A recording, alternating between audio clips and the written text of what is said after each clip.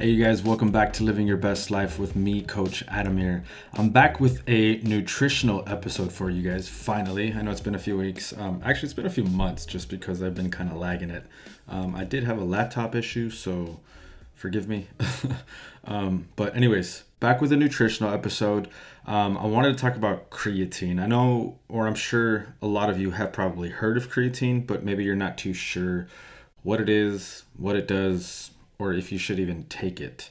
Um, and then if you are familiar with creatine, you've probably heard bad things about it. Don't take it, it's not good for you. So what I want to do today is clear up some of that confusion and give you some factual information along with my opinion about it. So let's just get right to it. So first things first, you guys, what is creatine? Let's go ahead and define it. Creatine is a substance that's naturally found in muscle cells, and it helps produce energy during heavy lifting and also high intensity exercise. It's also the top supplement for improving performance in the gym, and studies actually show that it can increase muscle mass, strength, and exercise performance. Additionally, it's also been shown to help lower blood sugar and improve brain function. There is still a lot of research being done in that area, but there has they have seen some significant improvement in the research that's been done so far. As far as safety and effectiveness of it, like I said earlier, a lot of people believe creatine is unsafe and it has a lot of negative side effects. The problem with that, guys, is that there's no scientific evidence to support any of those claims. So all the research that's been done on creatine has only shown positive effects. There has been no negative results in regards to any of these studies. It's one of the world's most tested supplements and has the best safety profile. So out of all the supplements that you hear about in the industry, creatine has been the most tested and has the safest results. So why should someone use creatine? So creatine is really a main supplement. It's very popular among elite athletes and bodybuilders and a lot of people who work out like every day religiously, kind of like me. But it's been in those bodybuilders and athletes and everyone like that. It's been shown to help with gaining muscle, with enhancing strength, and then improving that exercise performance. Exercise performance in terms of being able to have maximum output throughout the whole session, right? So that's what it means to improve your exercise performance. Creatine actually shares many chemical similarities with amino acids. Amino acids are the important compounds in your body that help build protein. If you haven't heard of, I think I talked about them in one of my episodes about protein. There's 20 amino acids, 9 of them essential, 11 of them we can get through diet. 11 of them our body produces, 9 of them we get through diet. So your body can produce its own creatine through those amino acids that are called glycine and arginine. So it is available in the body. So it can't be a bad thing if you supplement with something that you already have. So since you already have some, there are other sources of it, not just supplements. Half of your body's creatine comes from the food you eat, especially in red meat and seafood. So if you're vegetarian or vegan, I'm sorry, red meat and seafood do have the highest bioavailable amounts of creatine. The rest is produced in your liver and in your kidneys from those amino acids, glycine and arginine. Okay, so if you're not eating meat, if you are not consuming red meat or seafood, then you definitely have to look into supplementing creatine in your diet. All right, so the full name of creatine is creatine phosphate, and we got to know where it's found, right? So 95% of the body's creatine is stored in your muscles in the form of what's called phosphocreatine. The other 5% is found in your brain and the testes. So for males, that's where it's found. When you supplement, you are increasing your stores of phosphocreatine. All right. The phosphocreatine is a form of stored energy in your cells, and that's what helps produce what's called ATP. I'm going to say it, stick with me. It's adenosine triphosphate, ATP. It's a high energy molecule that we produce when we exercise, when we have those intense bursts of effort. It's typically called the body's energy currency. When you have more of the ATP available, your body can perform better during that exercise. All right. Creatine can also alter some cellular. Sorry. Creatine can also alter some cellular processes, and that can lead to increased muscle mass, strength, and recovery as well. So definitely a lot of good benefits so far. I'm definitely gonna get list a lot more. So if you've been unsure about creatine, hopefully we're not even 10 minutes in, and there's already so much good things about it. The second thing creatine can do is improve your health and athletic performance in many different ways. The first one is a boosted workload. This the boosted workload. This enables more total work or volume in a single training session, which is a key factor in long-term muscle growth. If you're able to produce more work or push more weight or perform more reps in that one training session, over time you'll be able to build that muscle growth. All right, so boosted workload is a key factor in long-term muscle growth. The second thing it's going to improve is your cell signaling. Cell signaling is what's going to aid in your muscle repair and your muscle growth, and that's what we all look for when we're strength training. The third thing it's going to do is going to raise your anabolic hormones. Studies note a rise in hormones such as IGF-1. That's what's insulin-like growth factor, and that plays an important role in childhood growth as well as bone strength and muscle strength in older adults. And that's what happens after you take creatine. The fourth thing you're going to experience is increased cell hydration. I think this is the one that people kind of refer to when they talk about creatine, is that you gain water weight. And that's true to a certain extent. The reason that happens is creatine lifts the water content within your muscle cells. And that causes a cell volumization effect. So it makes the muscle cells bigger and plays a role in that muscle growth. So yes, you're gaining water, but only because your muscles are growing, so they need more water. All right, so it's not necessarily water weight, it's muscle growth that just happens to be because of the water content. So take that, or yeah, take that. No, take that into consideration. That's what I was trying to say. Sheesh. Haven't done this in a while. I miss you guys. The next one, it's going to reduce your protein breakdown. It may increase your total muscle mass by reducing muscle breakdown. So creatine is stopping the breakdown of the proteins in your muscle tissue, which if it's not breaking down, then the only way to go is up, right? It's going to build that muscle mass on top of the muscle tissue that's already there because it's not breaking apart. And then the last thing we're going to see is going to lower your myostatin levels. Elevated levels of the protein myostatin, that's what the protein's called, can slow or inhibit new muscle growth. So if we have high myostatin levels in our body, we're going to inhibit muscle growth. If we take creatine, if we supplement with creatine, if we eat red meat and seafood, we're going to lower those levels, and it's going to reduce the inhibition of the muscle growth. So you're going to see a much greater increase in your growth potential. All right. And you'll also notice when you supplement with creatine, it's going to increase the phosphocreatine stores in your brain, which is going to improve your brain health, improve symptoms of any neurological diseases. So there are some studies, I'm going to get to it a little bit later, about brain health and how beneficial creatine can be, not just for our muscles and our athletic performance, but also for our mental health. So first I'm going to go over how creatine actually works in our muscles, a little bit of the effects on strength and exercise performance, and then we'll go over the effects on the brain. So first we'll start with, how does creatine affect muscle growth?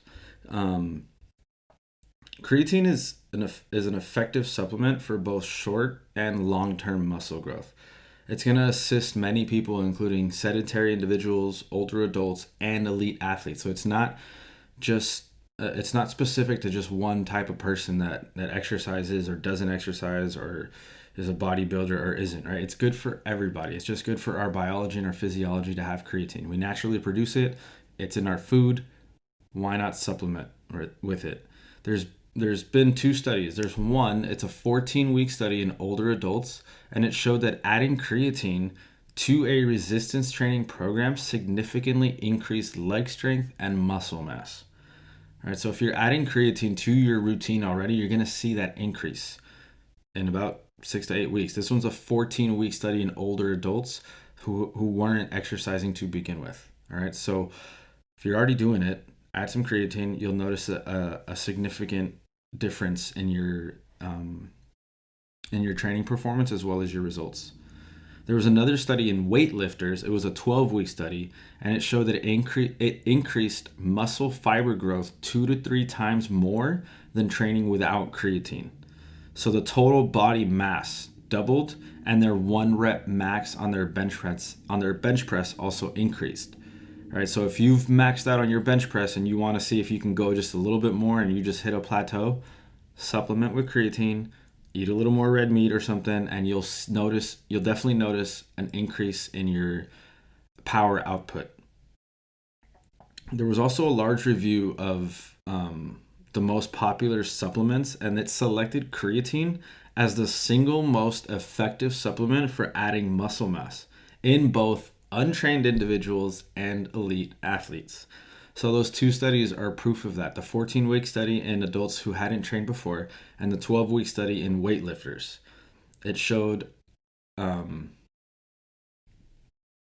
significant increases for both parties. All right, so it's not just for one type of person. So along with increasing the muscle mass, like I've said it a few times, it's going to improve your strength, your power, and your high intensity exercise performance. All right, there was a review, and it showed that adding creatine to a training program increased your strength by 8%, your weightlifting performance by 14%, and your 1 rep max by up to 43%.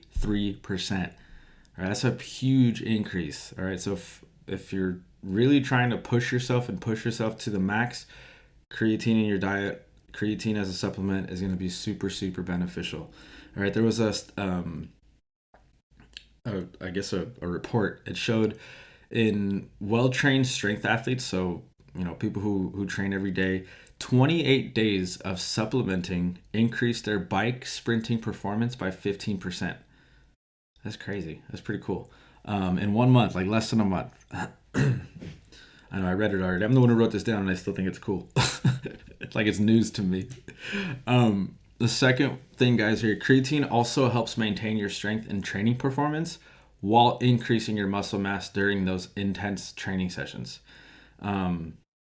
Those noticeable improvements are mainly caused by your body's increased capacity to produce what we talked about earlier, ATP, adenosine triphosphate. That's your body's energy currency. And normally, after 10 seconds of intense effort, so take, for example, a sprint, you go all out for 10 seconds, your ATP is basically depleted after 10 seconds. And then our body kicks into our two different energy systems,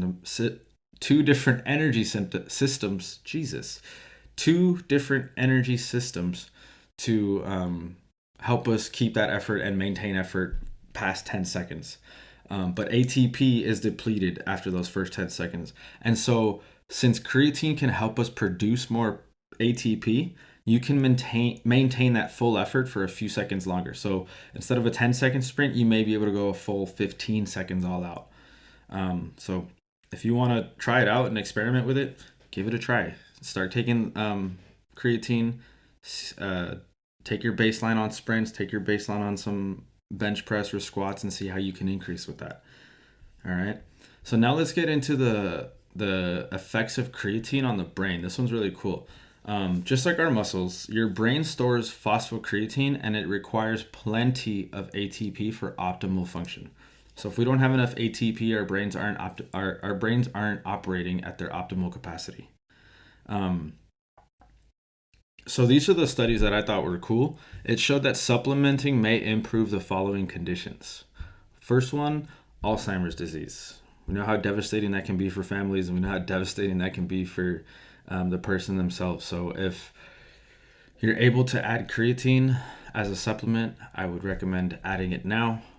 You can also improve Parkinson's disease, Huntington's disease. Huntington's disease is a disease where the brain's nerve cells gradually break down. So you end up starting to lose motor function, speech function, just movement of your body in general. It also can improve what's called an ischemic stroke, and that's a blockage in an artery that supplies blood to your brain. Once you stop supplying blood to your brain, you reduce your oxygen flow, you can get brain damage. Epilepsy, brain or spinal cord injuries, motor neuron disease, and memory and brain function in older adults has been shown to improve when supplementing with creatine. There's also a 6-month study in children with traumatic brain injury, and it observed a 70% reduction in fatigue and 50% reduction in dizziness. Creatine's pretty amazing, you guys.